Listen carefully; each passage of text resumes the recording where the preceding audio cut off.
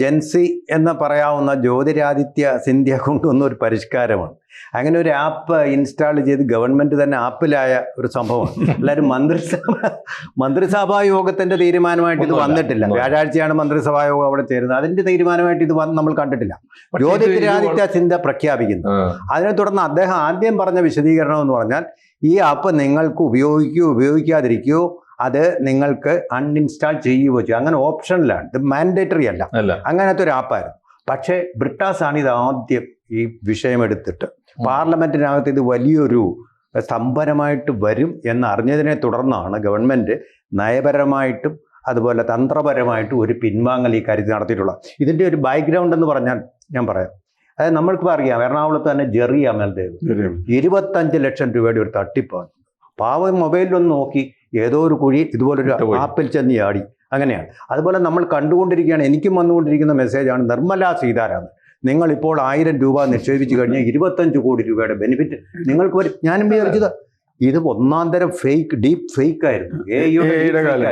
അതുപോലെ നാരായണമൂർത്തിയുടെ ഇങ്ങനെ വന്നിട്ട് നമ്മൾ ഈ കാണുന്നില്ല. നമ്മൾ ഇരകളായി. എനിക്കും വന്നു ഒരു CBI കേസുണ്ട് നിങ്ങൾക്കെതിരെ, വരും. ഇപ്പം ഡിജിറ്റൽ അറസ്റ്റിലാണ് നിങ്ങൾ. ശരി, ആയിക്കോട്ടെ, CBI ഇൻസ്പെക്ടർ വരട്ടെ. CBI ഇൻസ്പെക്ടർ വന്നു, നിങ്ങൾ ഇതിനകത്ത് എന്തോ ഫോൺ വിളിച്ചതിൽ കൂടുതലായിട്ട് വിളിച്ചു. ശരി, എനിക്ക് അപ്പോഴേ മനസ്സിലായി. അപ്പം ശരി, ഓക്കെ, ഞാൻ വരാം. അതിനു മുമ്പ് ഇവിടെ എൻ്റെ പോലീസ് സൂപ്രണ്ട് കോട്ടയം എൻ്റെ ഒരു പരിചയക്കാരനാണ്, ഞാനൊന്ന് കണ്ടിട്ട് വരാം.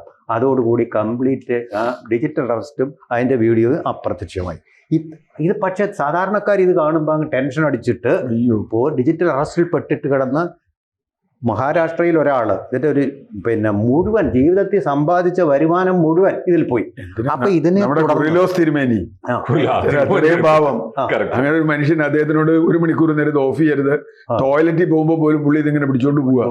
1 മണിക്കൂർ ഓഫ് ചെയ്യുന്നത് അത് കുറെ മുമ്പ്. അങ്ങനെ ഒരുപാട് പേര് കബളിപ്പിക്കപ്പെട്ട ഒരു സാഹചര്യത്തിൽ എനിക്ക് തോന്നുന്നു ശുദ്ധ ബുദ്ധിയ അദ്ദേഹം ചെയ്ത ഒരു കാര്യമായിരിക്കും. പക്ഷെ ഈ പറഞ്ഞത് വേണ്ടത്ര പക്വത ഇല്ലാത്തതുകൊണ്ട്, വേണ്ടത്ര ആലോചന ഇല്ലാത്തതുകൊണ്ട് പാളി പോവുകയാണ് ഉണ്ടായത്. നിഷ്കളങ്കമായി ആലോചിക്കാവുന്ന ഒരു വിഷയമാണോ എന്ന് എനിക്ക് സംശയമുണ്ട് സാർ. ഒരിക്കൽ കൂടി രണ്ടുപേരും പ്രതികരിക്കേണ്ട ഒരു കാര്യം, നരേന്ദ്രമോദി നയിക്കുന്ന ഒരു സർക്കാർ, അതും BJP നയിക്കുന്ന ഒരു ഗവൺമെന്റ്, ആ ഗവൺമെന്റിലെ ഒരു മന്ത്രിക്ക് ഇത്ര ക്രൂഷ്യലായ, വളരെ നിർണായകമായ ഒരുപാട് പ്രത്യാഘാതങ്ങൾ ഉണ്ടാക്കുന്ന ഒരു പരിഷ്കാരം ഒരു സുപ്രഭാതത്തിൽ ആരോടും ആലോചിക്കാതെ കൊണ്ടുവരാൻ അദ്ദേഹത്തിന് തോന്നുമോ? കൂടുതൽ വാർത്തകളും വിശേഷങ്ങളും നിങ്ങളിലേക്ക് എത്താൻ ABC മലയാളം സബ്സ്ക്രൈബ് ചെയ്യുക, ബെൽ ബട്ടണും അമർത്തുക.